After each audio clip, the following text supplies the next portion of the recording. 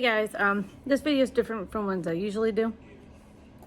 I wanted to talk about this because I've watched a lot of labor and delivery videos.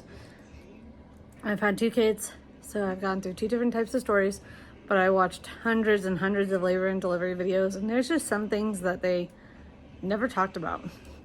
And even when it's like what you should know going into delivering, that they're just things that nobody ever talked about. And when I got there, I was like, wow, I don't know a lot. So, kind of getting into it. My name's Jessica, by the way. You're on Mama Parks channel. So you're here because you kind of want to know a little bit more about delivering that you might be having your first or second, third, whichever. But these are some things that I wish I knew, especially you new moms out there. I really wish I knew this. So, I've had 2 kids. I had one natural, or not naturally, I hate the word naturally. I've had one vaginally, and I had one in a crash C-section. His heart rate dropped too long, so they had to take him. I had to be knocked out and that, so we'll get a little bit into that later. But they were both inductions, so I don't know how it goes when it's natural. It might be different, I don't know. But so when I went in for my inductions, if you're scheduled for an induction, it's kind of nice to know. Obviously, you need your insurance card and your ID. That's just what they ask you for. When you get in there, they give you a gown and they have you wipe. At least my hospital had these antibacterial wipes where you had to like wipe your arm, one for one arm, one for the other arm, one for one leg, one for the other leg, one for like the front of you, the back of you. But I asked about it because I'm like, this is something nobody's ever talked about. What are these wipes for? And they're like, in case we do have to take you into a C-section, you're already sterilized. And yeah, just kind of sterilized. So that was a very interesting thing. That was the first thing I'm like, I want to tell people about because I didn't know about that. And then when you get in there, they'll have you sign consent papers. At my hospital, they have you sign a consent paper that if it comes down to a life or death situation, you give them permission to do a C-section. And they go over it, they like read through it and that before they even start the induction process. And they might do that when you're natural too, in case. But they talk about it, and it's very good to know because you don't want to be in that situation where it's life or death, and they're talking to you about paperwork of if it's okay to cut you open or not. Because if it was a situation like mine, I was down the hall within a minute. My husband had made 2 phone calls that were like 5-10 seconds long. Took 2 minutes to get undressed, and by the time he was starting to run down the hall, they had me out. They had me cut open already and just going. So it was a life or death situation. Like, it's not fun, those situations. They're very scary. They're very traumatic. It's been over 3 months and I still struggle with it because I had one that was very nice and then one like that. So those are some things to know about. All right, guys, so I'm back. Little man's with me now. So kind of what I was talking about with labor and delivery. So always ask. Ask. It's one of my biggest things. Sorry, you see him pulling my hair. I'm being fussy, he's tired. But always ask. If you're confused on what's going on, ask them. They're always willing to explain. They know it's a scary situation sometimes. So always ask. And they will explain it. I will say this is if you're delivering in a hospital, yes, you can put down the things is like, oh, hold on. What? Hey, you're okay. What? Sorry. But when you're delivering in a hospital, you sign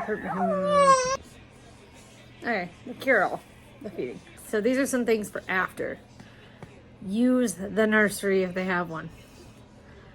We found out our second night with my daughter, she was just so bad. Oh my God, it was just scream, cry, nothing could settle her, nothing could help her. And they always say second night's like the witching time. Well, they had a nursery and I was like, no, I don't really want it. And she's like, I'm taking her. Like the nurse looked at me and was like, I'm taking her. You get some sleep. That nurse I'm so thankful for that nurse. And I talked to my doctor later that day and she goes, all of us OBs that have delivered here have used the nursery too, don't worry. So if they have a nursery and you're gonna already pay for it, because most of the time you already pay for the nursery charge in your hospital stay. So use that nursery if they have it. It'll help you. It'll let you get some sleep and adjust to being a mom in that newborn life, because sometimes you just need a couple hours. And if you're breastfeeding, they need to be away for a while sometimes, because all they smell is you. Track, keep track of wet diapers and all that for the first couple weeks, obviously. And right after, it really helps. One thing I will say that we made the mistake of with our first, that we did not make the mistake of with him, was we didn't take a diaper bag with him the second time. You don't need it. We got so many diapers and wipes at the hospital. Unless you use a different type of diaper and wipe and you plan on not using the ones that they provide, then bring your diaper bag, of course. But if you don't, most hospitals provide the diapers and wipes and a lot of other stuff. Like, they provided soap, they provided the formula if you formula feed. So you don't really need a diaper bag if you don't want to take it. I have my notes here. You're in control. You're driving the car during labor and that, so ask questions. If you're confused on what they're doing, just ask them. They're always willing to answer. They were always great for me when I had questions.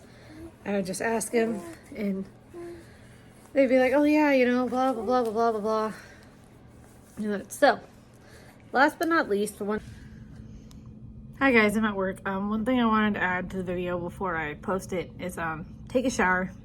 Take as many as you can. If you don't bring soap, ask for some. They'll have it. But take a shower after labor, because you're going to be gross. And eat. Don't feel like you need to just eat. Nourish your body. Take your time. Relax. You'll do great. But yeah, that's all I just wanted to add on. One thing that I will preference is take everything they offer. So, with my son, since I had a C-section, I wasn't bleeding as bad, and we didn't go through as many diapers.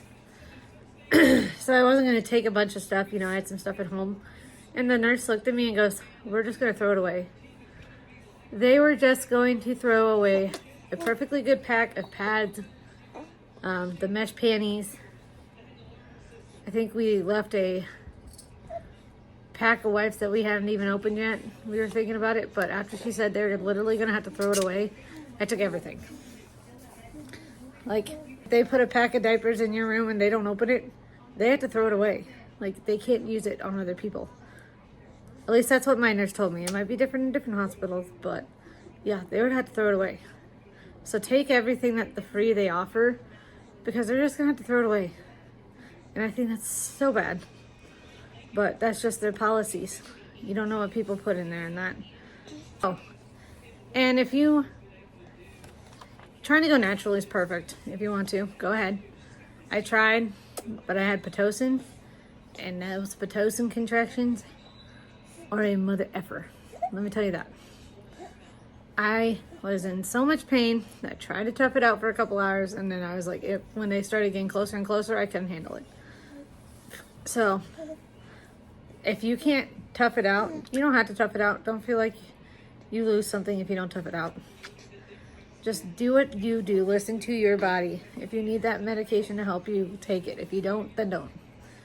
But if you're one of those people that needs it, then take it. Sometimes you just need to hear that from someone else. But those are kind of the things that when I went through labor and delivery, I watched with my daughter. It was during COVID. I think I watched 10 to 12 freaking delivery videos a day. And that was a lot. From like 2 months pregnant to almost when she was here. So I watched a lot of those. It just helps you. And so this is one of those videos that's kind of the cut. It's the raw. It's what really happens sometimes. And what you should know. And he just spit up on me. So I'm going to end this video here. Make sure you like, subscribe to my channel, hit that notification bell, and we'll see you in the next one.